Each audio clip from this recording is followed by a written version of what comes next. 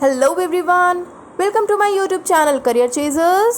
सो आज के सेशन में हम डिस्कस करेंगे बहुत ही इंपॉर्टेंट टॉपिक के ऊपर, जो कि है promulgation of banking regulation act amendment ordinance. So ये जो टॉपिक है वो बहुत ही इंपॉर्टेंट होने वाला है आपके banking exams, UPSC exams, SSC exams, इन सब के डिस्क्रिप्टिव और इंटरव्यू पोर्शन के लिए इनसे क्वेश्चन ज़रूर पुटअप किए जा सकते हैं। तो चलिए डिस्कस करते हैं आज के टॉपिक पे। 26 जून को एक अमेंडमेंट लाया गया बैंकिंग रेगुलेशन एक्ट 1949 में। जैसे कि पार्लियामेंट सेशन नहीं लग रहा है, इसकी वजह से क्या हुआ, ऑर्डिनेंस का रास्ता चुना गया इस अमेंडमेंट को लाने के लिए, इस अमेंडमेंट को इंस्टेंट एक्शन में लाने के लिए। ऑर्डिनेंस के थ्रू इस अमेंडमेंट को लाया गया है, जिसके अंडर में क्या है कि जितने भी कोऑपरेटिव बैंक्स हैं उसमें भी एक लिमिट है कि कौन कौन से कोऑपरेटिव बैंक्स हैं, उनको कौन रूल करेगा, आरबीआई रूल करेगा। यानी कि amendment to ensure better management and sound regulation of cooperative banks. ये तो हो गया फर्स्ट हमारा अमेंडमेंट। उसके बाद नेक्स्ट अमेंडमेंट आया है facilitates making of reconstruction amalgamation schemes in the interest of public depositors to avoid financial disruptions. जो दूसरा अमेंडमेंट आया है उसके थ्रू क्या होगा कि पहले क्या होता था, मॉरिटोरियम लगता था, कुछ टाइम का पीरियड जो होता था वो बहुत ही फाइनेंशियल डिस्ट्रप्शन से भरा हुआ आता था, लोगों के मन में बहुत सारे थ्रेट्स रहते थे, पर वो अब चीज़ नहीं होगी, इंस्टेंट एक्शन लिया जाएगा, इंस्टेंट स्कीम्स बनाई जाएंगी, जो कि होगा कि रिवॉल्यूशन स्कीम्स बनाई जाएंगी, रिवाइवल स्कीम्स बनाई जाएंगी, जिनके थ्रू क्या होगा कि तुरंत एक्शन लेकर के उस फाइनेंशियल क्राइसिस को मेंटेन किया जाएगा। सबसे पहले डिस्कस करते हैं कोऑपरेटिव बैंक्स के बारे में। कोऑपरेटिव बैंक्स कौन होती हैं?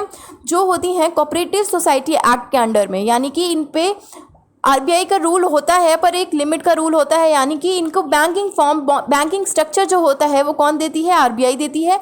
बाकी जो इसका पूरा मैनेजमेंट होता है वो कौन देखता है, स्टेट लेजिस्लेशन देखता है, यानी कि स्टेट गवर्नमेंट देखती है कि इस पर क्या क्या चीज़ें मैनेज होनी जानी चाहिए। वहीं हमारे जो कमर्शियल बैंक्स होते हैं उनको पूरे कौन रूल करता है, गवर्नमेंट रूल करती है, हमारी आरबीआई रूल करती है।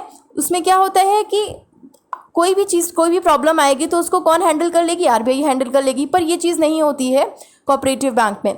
जो हमारे कमर्शियल बैंक्स होते हैं उन पे इंटरेस्ट भी इतना हाई नहीं देते, लो इंटरेस्ट देते हैं, वहीं कोऑपरेटिव बैंक्स पे हाई इंटरेस्ट देते हैं, जिसकी वजह से लोग काफ़ी उसमें डिपॉजिट करते हैं अपना पैसा। पर पैसा डिपॉजिट होने का इसका मतलब ये नहीं कि ये बैंक अच्छी ही चलेगी, इसको भी फाइनेंशियल क्राइसिस झेलना पड़ता है। जैसे कि पीएमसी बैंक आपने देखा, वो एक फाइनेंशियल क्राइसिस के दौर से गुजरा और एकदम से धड़ाम हो गया। वही चीज़ यहाँ पे है, पर इनको कौन सेफ्टी प्रोवाइड कराएगा, इनको कौन सिक्योर करेगा? इसीलिए आरबीआई ने अपना रूल इन पे लाना स्टार्ट कर दिया है, ताकि जिससे क्या होगा कि कोऑपरेटिव बैंक्स को एक लेवल मिलेगा, एक स्टेबल लेवल मिलेगा, जहाँ पे अगर बाय चांस इनके ऊपर फाइनेंशियल क्राइसिस भी आ गई तो वो उसको सिक्योर कर देंगे, उसको मेंटेन कर देंगे, उसको स्टेबल कर देंगे। जैसे कि मैंने आपको बताया कि हायर इंटरेस्ट मिलता है, इसमें लोग पैसा इन्वेस्ट भी बहुत करते हैं, तो उनको भी डर रहता है कि हमारा पैसा सिक्योर रहेगा कि नहीं रहेगा।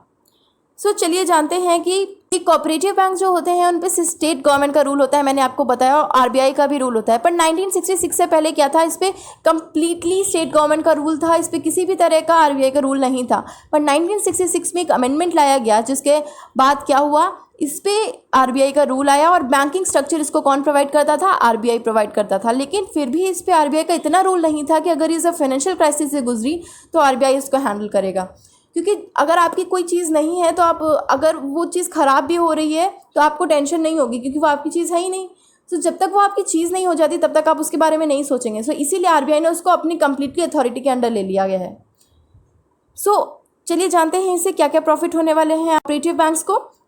It will provide strength to cooperative banks by securing deposits. जैसे मैंने आपको बताया कि ये डिपॉजिटर्स का जो डिपॉजिट है उसको सिक्योर करेगा, फाइनेंशियल क्राइसिस से बचाएगा।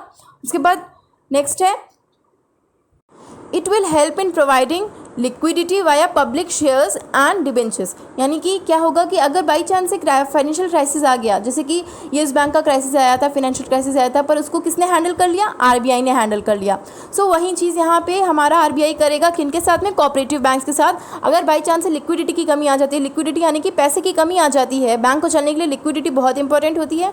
जब भी लिक्विडिटी की कमी आ जाती है तो आरबीआई क्या करता है, या तो उनको शेयर्स के थ्रू इक्वल कर देता है, बैलेंस कर देता है। जैसे कि येस बैंक में क्या हुआ, एसबीआई ने शेयर्स खरीद लिए, इससे क्या हुआ, वो धीरे धीरे करके स्टेबल हो गया। वहीं यहाँ पे होगा, अगर बाई चांस से कोऑपरेटिव बैंक्स कभी भी फाइनेंशियल क्राइसिस में आ गए तो उनको कौन स्टेबल करा देगा, शेयर्स बिकवा करके और बाकी सब चीज़ें करके आरबीआई स्टेबल करा देगा। आरबीआई के पास ये पावर्स हैं, क्योंकि उसके पास बहुत सारी बैंक्स जो कि अच्छी बैंक्स हैं वो उसके अंडर में आती हैं। पर इसके साथ ही साथ आरबीआई ने अपनी कोई लिमिटेशंस भी रखी हैं कि हम क्या क्या चीज़ें कराएंगे तभी हम ये काम करेंगे। सो आरबीआई ने क्या क्या रखा है कि recruitment of banking management will be based on certain qualification. So आपको पता होना चाहिए कि जितने भी कोऑपरेटिव बैंक्स होते थे, कोई कोऑपरेटिव बैंक्स होते थे, उनमें क्या होता था कि कोऑपरेटिव बैंक्स कुछ लोगों ने मिलकर खड़ा कर दिया पैसा जिनके पास है। उसके बाद क्या होता था कि उसका जो बैंकिंग मैनेजमेंट होता था वो अपने ही फैमिली रिलेशंस वालों को बैठा देता था कि ये हमारी फैमिली रिलेशंस है, यहाँ इस पोजीशन पे ये लोग बैठ जाएंगे। सो इससे क्या होता था, एक लेवल नहीं होता था बैंक का, और जिसकी वजह से क्या होता था, बैंक जो होती थी वो डेप्ट में आ जाती थी। उससे क्या होता था, जब हायर क्वालिफिकेशन वाले लोग ही नहीं होंगे, उनको पता ही नहीं होगा बैंक कैसे चलनी है, तो बैंक कैसे ग्रोथ करेगी। सो वही चीज़ होती थी कि कोई भी बैठ जाता था करके, जिनके पास क्वालिफिकेशन नॉर्मल हुई और बैठ गया करके, फैमिली रिलेशन से चलती थी। सो उससे बहुत ज़्यादा इश्यूज़ फेस करने पड़ते थे बैंक्स को। पर वो चीज़ अब नहीं होगी। यहाँ पे एक सर्टेन क्वालिफिकेशन के बाद ही ये सब चीज़ें चलेंगी, यानी कि एक सर्टेन क्वालिफिकेशन चाहिए होगी। जैसे कि हमारे बैंक्स होते हैं, उन्हें बैंकिंग रिक्रूटमेंट चाहिए होता है, जिन बैंक्स का हम एग्ज़ाम देते हैं, IBPS हो गया, SBI हो गया, वही चीज़ यहाँ पे होगी। एक या तो रिक्रूटमेंट कराया जाएगा या कुछ भी होगा। और फिर उसके बाद जो CEO होता है, CEO भी ऐसा होता था कि कोई भी बैठा दिया जाता था कि एक कोई क्वालिफिकेशन नहीं होती थी, नॉर्मल CEO बैठा दिया गया, जिसने बैंक खोला है वहीं CEO बन गया। सो वहीं होगा यहाँ पे जो CEO होगा उसको RBI और स्टेट गवर्नमेंट अपनी मंजूरी से बैठा लेंगे कि कौन यहाँ पे CEO होगा। उसमें RBI का भी रूल होगा कि वो भी डिसाइड कर सकता है कि कौन यहाँ बैठेगा।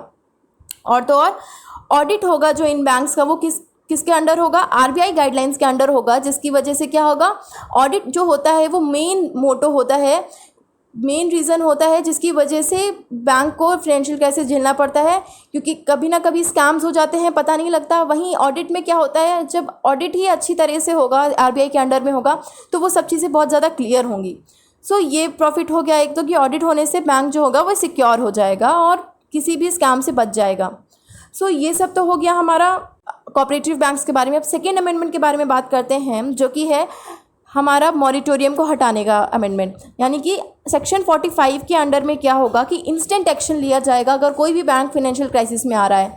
सो जैसे कि येस बैंक का केस हुआ था, उसमें क्या हुआ था कि येस बैंक जो था वो फाइनेंशियल क्राइसिस में आ गया, पर सडनली क्या हुआ कि उसको 25-30 दिन जो होते हैं, 25 to 30 डेज़, उसको बहुत ज़्यादा फाइनेंशियल डिस्ट्रप्शन झेलना पड़ा। लोगों के अंदर बहुत ज़्यादा थ्रेट रहता है कि हमारा बैंक में पैसा सिक्योर रहेगा, कहीं हमारा पैसा भी तो नहीं डूब जाएगा।